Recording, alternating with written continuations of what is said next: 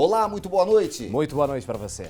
Olha, com a alta do dólar e da inflação, aliado a uma possível instabilidade econômica, um dos principais setores do Brasil teme uma queda na arrecadação no próximo ano. A construção civil e o mercado imobiliário, que tiveram alta durante a pandemia da Covid-19, ainda aguardam a definição do processo eleitoral brasileiro. Especialistas afirmam que esse é um momento crucial para todo o setor.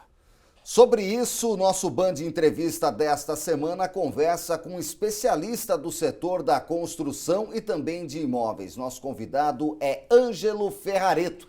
Ângelo, seja bem-vindo ao Band Entrevista. Boa noite, tudo bem? Boa noite a todos. Ângelo, gostaria de começar questionando a realidade do mercado neste final de ano. A gente está terminando um ano que ainda começou com alguma restrição por parte da pandemia e se vislumbra um cenário de 2023 sem qualquer tipo de restrição, mercado a pique. E a construção civil deve crescer em 2023 ou tudo passa pela expectativa desse segundo turno de eleições que estamos vivendo? Claro que para a gente conseguir ter uma visão mais detalhada aí do ano que vem, é importante a gente ver de fato a eleição, né, como ela vai se desenhar. Acredito que em relação ao programa social do governo, né, Minha Casa, o Minha Casa Minha Vida, Casa Verde e Amarela, deve continuar, independente do candidato que sair vencedor. Tá? Apesar disso, nós temos grandes desafios aí pela frente, principalmente em relação à taxa de juros, tá? E como a política fiscal no próximo governo vai se desenhar. Tá? Então, a gente sabe que o mercado imobiliário ele é muito sensível à taxa de juros, né? Então, quando acaba afetando não só o preço dos imóveis, mas a capacidade do mutuário final adquirir esse imóvel, né? Isso, inclusive, acaba aumentando alguns riscos, né? Riscos de distrato, por exemplo, ou eventualmente queda de venda, né? A gente vem basicamente de 2 anos recordes aí, 2020 e 2021, muito fortes para a construção civil. Esse ano a gente já viu uma pequena desaceleração em relação a lançamentos, vendas ainda tem se mantido num patamar relativamente estável comparado com o ano que vem, o que é muito bom, né? No entanto, a gente já espera uma queda de lançamentos maior para o ano que vem, tá? A gente deve reduzir aí esse ritmo. As incorporadoras acabaram sofrendo bastante em termos de margem, tá? O aumento do custo de obra medido aí pelo INCC acabou reduzindo bastante a margem das incorporadoras e acaba afetando principalmente as incorporadoras de baixa renda, que naturalmente possuem uma margem mais baixa. Então, o grande desafio aí das incorporadoras desse ano e a partir do ano que vem é recuperar preço, né, para conseguir voltar e restabelecer as margens originais, tá? Mas de qualquer maneira a gente espera que essa redução dos lançamentos se reflita também numa menor venda futura, e a gente entende aí, então, que as incorporadoras devem focar nesse aumento de preço, mesmo que isso acabe reduzindo o volume de vendas delas, né? Então, notícias, muitas prévias operacionais de incorporadoras que soltaram aí os resultados no terceiro TRI. O mais surpreendente, eu acho que pouca gente no mercado estava vendo, foi em relação ao segmento de média renda. Média renda costuma ser mais suscetível, vamos dizer assim, às flutuações dos juros e à questão macroeconômica, né? A alta renda acaba sendo menos volátil, né? Uma vez que você fala de uma classe aí que acaba tendo uma renda discricionária mais alta.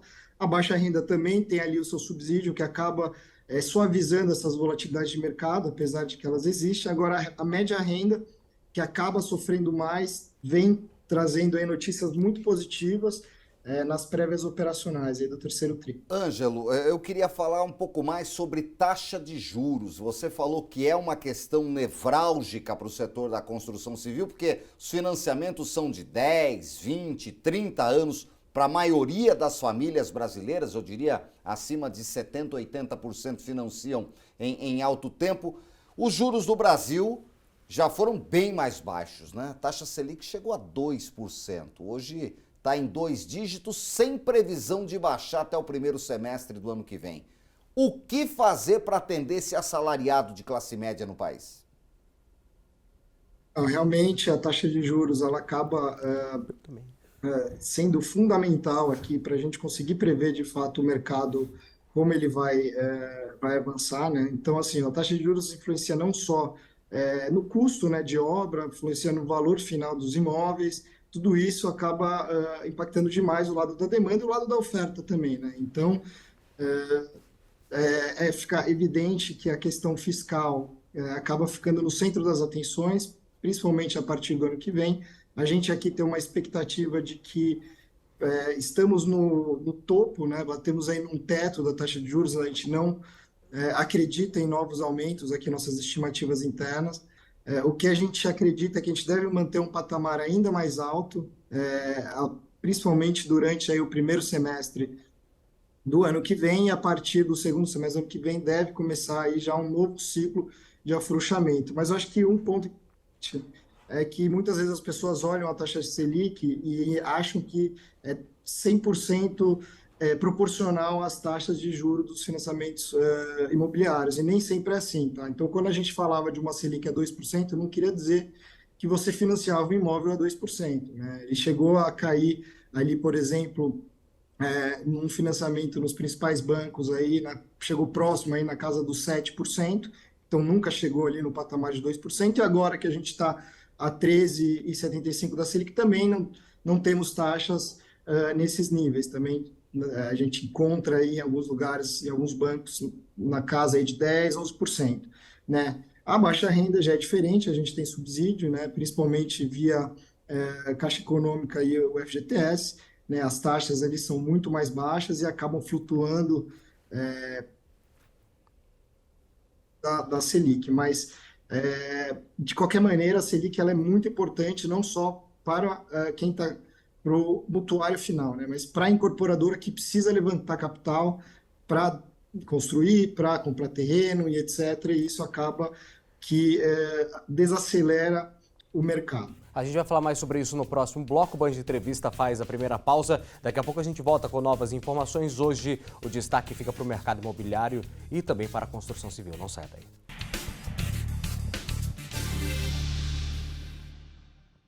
Construção civil, mercado imobiliário e novas propostas para o futuro do setor. O Band de Entrevista de hoje recebe Ângelo Ferrareto, aqui no programa, falando um pouco mais do setor da construção civil, importantíssimo para o país, Israel. Muito, Nicolina. A gente vai falar agora sobre como foi a construção civil e esse setor na pandemia da Covid-19. As pessoas passaram a investir mais no home office, fica dentro de casa e, claro, lotes e lançamentos foram feitos em todo o país, inclusive na nossa região metropolitana. O senhor acredita que pode continuar isso para 2023, essa tendência de mercado das pessoas investindo em casas maiores, em condomínios fechados? Isso pode acontecer já para o ano que vem, ô Ângelo? Eu acredito que sim, tá? A pandemia trouxe algumas mudanças de comportamento que eu acredito que vieram para ficar. Tá? Eu não vejo como aquele alarmismo que se falou bastante na pandemia, de que agora os escritórios acabaram, agora todo mundo vai trabalhar em casa para sempre. Isso eu não acredito. Tá? Eu acho que os escritórios eles são importantes, principalmente ali para manter uma cultura na empresa, para a questão de inovação, para a questão da proximidade mesmo, produtividade. Eu acho que é muito importante você ter lá o conceito de fato do escritório. Por outro lado, eu acho que a pandemia mostrou que é muito possível sim as pessoas trabalharem de casa. Eu acho que esse modelo híbrido, que é o que a gente realmente acredita, veio para ficar. Então a pessoa vai para o escritório 3 vezes por semana, 2 vezes por semana, trabalha 2, 3 em casa. Eu acho que esse é um modelo que realmente traz uma maior eficiência e deve continuar. Por outro lado, boa parte, ou a maior parte das empresas aí, elas necessitam de escritório. A gente já tem visto recentemente, principalmente aqui na cidade de São Paulo, a volta do trânsito, né? Isso nada mais é do que as pessoas realmente voltando para os escritórios. Os números do setor indicam uma recuperação, tá? A gente chegou a bater quase 25% nos escritórios corporativos em São Paulo. Esse número vem caindo desde o começo do ano, final do ano passado, né? Os aluguéis estão se mantendo, então os fundamentos para o mercado corporativo se mantêm muito positivos. Isso também tem um impacto no mercado residencial, né? Como você bem disse, né, as pessoas têm cada vez mais procurado imóveis, né, que muitas vezes davam prioridade para imóveis muito pequenos, próximos do trabalho. Talvez esse comportamento do consumidor ele seja alterado de fato, né? Mas é fato de que a gente deve ver aí novos comportamentos de fato, né, do consumidor, e isso vai trazer aí diversas mudanças, principalmente nos produtos que os incorporadores vão lançar daqui para frente. Agora, uma questão, Ângelo, que nunca muda, são as famílias, as pessoas que procuram o primeiro imóvel. E muitas vezes esse primeiro imóvel vem em algum tipo de programa habitacional. Casa Verde e Amarela tem entregado resultados bastante tímidos perto do que programas habitacionais já entregaram em anos anteriores. Você acredita que o governo consegue mexer de alguma forma para atender principalmente quem ganha até 2 salários mínimos, que parece ter tido poucas opções de conseguir o seu primeiro imóvel? O que a gente viu recentemente foram 2 mudanças importantes aí nas regras do Casa Verde e Amarela, né? Então, em julho, o Ministério do Desenvolvimento Residencial, do Desenvolvimento Regional acabou anunciando reduções aí nas taxas de juros e um aumento da faixa de renda que é atendido pelos projetos. Isso visa aí, de fato, aumentar a amplitude de pessoas que podem ser atendidas. Os principais beneficiados nessas mudanças foi quem ganha até R$ 2.400, ou seja, a faixa 1, né, do programa Casa Verde e Amarela. A gente aqui não tem dúvidas nenhuma da importância desse programa e de que ele deve continuar assim. Tá? Uma outra mudança importante, recente, também é o fato de que agora vai ser possível você usar o FGTS futuro, né, como eles falam, para pagar parcelas do financiamento, ou seja, você dá uma cessão do seu FGTS que você ainda não recebeu para a Caixa Econômica quitar aí as parcelas do seu financiamento. Isso também ajuda as pessoas de baixa renda, tá? Então, isso também ajuda, mas, por outro lado, aumenta o risco, tá? A gente vê com muita cautela esse movimento do governo, de que realmente como vai ficar a situação, talvez, de um trabalhador aí que comprou um imóvel e perdeu o emprego, né? E ele não tem mais esse FGTS futuro para pagar, como fica, né? Isso vai acabar entrando na dívida dele, possivelmente ele não vai ter capacidade de pagar, né? Então aí tem que ponderar o lado bom e o lado ruim dessa política, tá? Uma política que visa aumentar a quantidade de pessoas atendidas, mas, por outro lado, ele leva um pouco o risco. O que a gente enxerga do programa Casa Verde e Amarela, de fato, ele sim, ele está muito tímido com o potencial que ele poderia ter no Brasil, né? Ainda mais quando a gente fala de um programa que o principal funding é o FGTS, né? O FGTS teve um volume importante de aportes recentes, né? Principalmente com a queda do desemprego que a gente tem visto aí nos últimos 2 anos.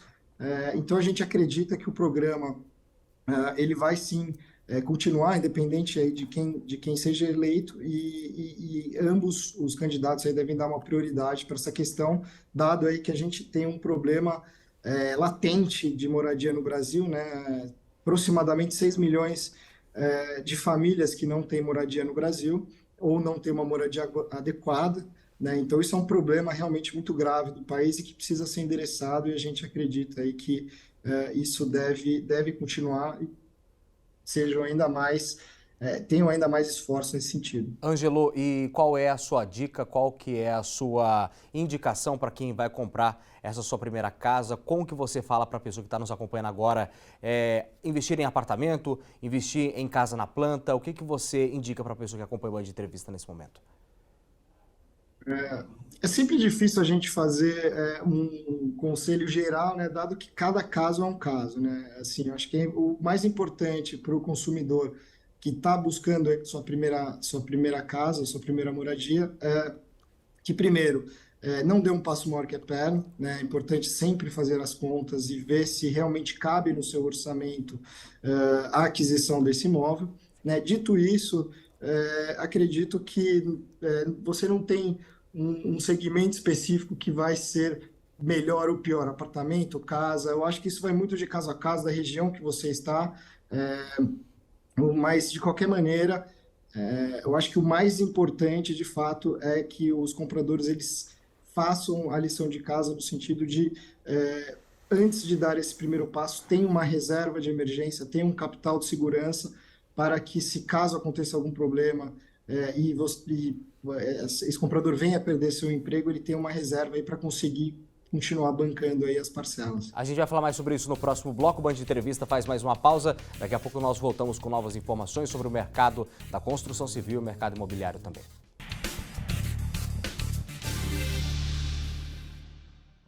O Band de Entrevista conversa com Ângelo Ferrareto sobre o setor da construção civil e também o mercado imobiliário, as ações e também as medidas que devem movimentar esse setor para o ano que vem, né, Nicolino? Eu queria falar um pouco mais da região metropolitana, o Vale do Paraíba, Ângelo. São José dos Campos, por diversos anos, teve um travamento por conta da lei de zoneamento para a liberação de novos imóveis. Isso mudou há poucos anos, há cerca de 3, 4 anos, e agora a cidade volta a ter outras possibilidades e a gente já percebe um aquecimento de mercado. A região metropolitana como um todo aqui no Vale, Taubaté também tem tido um aquecimento muito grande. Isso deve continuar aquecendo mais do que o mercado imobiliário, o mercado do emprego, já que a construção civil emprega muita gente? Acredito que sim, tá? A gente tem acompanhado bastante a região, inclusive a gente acaba financiando alguns empreendimentos nessa região, e o que a gente tem visto de fato é um aquecimento aí da demanda, né? Não só nessa região, mas eu acredito que na região metropolitana de São Paulo como um todo, no próprio estado de São Paulo como um todo, a gente vê um crescimento aí bem expressivo da demanda principalmente nesses últimos anos. A região citada, realmente a gente acredita que deve continuar aí nesse bom ritmo para os próximos anos. Ângelo, para a gente ter uma noção agora para a região do Vale do Paraíba, a gente vê um investimento muito grande agora no litoral norte também, em loteamentos que ficam beira-mar. Você acredita que o incentivo turístico aqui no Vale do Paraíba e também no litoral norte, não também só na Serra da Mantiqueira, mas no litoral norte, Caraguatatuba, Ilhabela, São Sebastião, cidades que movem a economia, elas podem ter o turismo agregado com investimento e também outras empreiteiras chegarem e movimentarem esse mercado? Sem sombra de dúvidas, eu acredito muito no potencial turístico dessa região, principalmente o litoral norte de São Paulo. Você tem bastante entrave na questão de aprovação ali de certificações ambientais. Realmente lá, a aprovação ambiental é um desafio, né? Quem conhece incorporadores da região, ou quem já incorporou na região, sabe a dificuldade que é aprovar projetos lá. Isso realmente acaba dificultando muito, principalmente para o setor turístico, né, e principalmente hoteleiro também, mas o potencial, sem sombra de dúvidas, ali é enorme. A gente tem visto obras de infraestrutura importantes na região, a própria questão da reforma ali da Tamoios, né, a duplicação da Rio Santos ali a partir de Ubatuba, que também vai ajudar bastante, né, e tudo isso eleva aí muito o potencial da região, uma região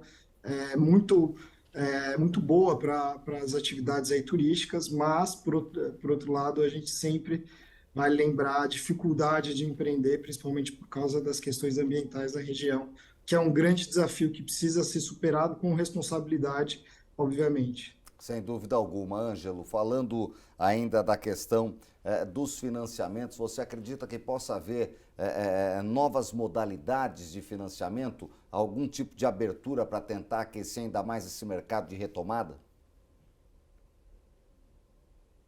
Sim, a gente já tem aí várias modalidades de financiamento aí que atendem às diversas camadas da população. O que a gente deve ver cada vez mais é uma participação do mercado de capitais suprindo essa oferta de crédito. Então, principalmente via CRI, que é um instrumento, Certificados Recebíveis Imobiliários, um instrumento que está em franco crescimento no Brasil, tem suportado aí a oferta de crédito, mesmo nos momentos aí de queda do FGTS e da poupança, que hoje são os dois principais provedores de crédito no país, né? Então, o desenvolvimento da oferta de crédito passa pelo desenvolvimento do mercado de capital. Acho que Quando a gente compara com outros países, por exemplo, os Estados Unidos, lá o crédito imobiliário está majoritariamente fora dos bancos, ele está já no mercado de capitais, nas companhias hipotecárias, né? Aqui no Brasil a gente está começando a ver esse movimento, até com, por exemplo, outras modalidades que têm ganhado força, como, por exemplo, home equity, né? Que é o refinanciamento imobiliário. Isso daí é mais voltado para quem já tem um imóvel próprio, mas ele pode, dando garantia do seu imóvel, conseguir prazos muito mais atrativos e taxas também muito mais atrativas. Uma modalidade de crédito que deve crescer bastante no Brasil, vem crescendo, tá? Também, naturalmente, essa modalidade também passa pelo mercado de capitais, importante instrumento e veículo aí para elevar o nosso crédito aqui no Brasil, que ainda é muito baixo. Os tá? bancos, Quando a gente compara... os bancos públicos podem entrar um pouco mais forte nisso, Caixa e Banco do Brasil, com a liberação maior de dinheiro, Ângelo? Podem sim, devem. A Caixa, como principal provedora de crédito habitacional aqui no Brasil, com certeza tem total interesse nesse tipo de operação. E a gente entende que, apesar desse alto volume de financiamento na Caixa, que na verdade é uma concentração altíssima, quase 70% do crédito está na Caixa, e isso a gente não vê exatamente com bons olhos, a gente acredita que deve ter novas modalidades, deve ter uma maior competição de entidades aí disputando aí o crédito do consumidor final, mas de qualquer maneira a Caixa deve sim continuar sendo aí a principal fomentadora do crédito aqui no Brasil, sem sombra de dúvidas, tem muito espaço ainda para crescer. Perfeito, e a gente percebe aí que o tempo do Zoom do Ângelo está acabando, quer dizer que o nosso tempo também está acabando aqui do Band Entrevista. Queria agradecer imensamente a sua atenção, a sua participação aqui no programa, com esclarecimentos importantes. O mercado imobiliário é muito importante e para o brasileiro, Ângelo, o sonho da casa própria ainda é um dos principais sonhos e não vai deixar de ser sonhado tão cedo não. Por isso que a gente voltou nesse assunto aqui no programa. Muito obrigado, até uma próxima. Muito obrigado, eu que agradeço. Boa noite a todos. Muito obrigado. O Band de Entrevista ele fica por aqui, mas sempre com o encontro marcado contigo, aos sábados às 10:50 da noite. Muito obrigado pela sua companhia, um excelente final de semana e até sábado que vem. Curta seu final de semana, excelente sábado para você.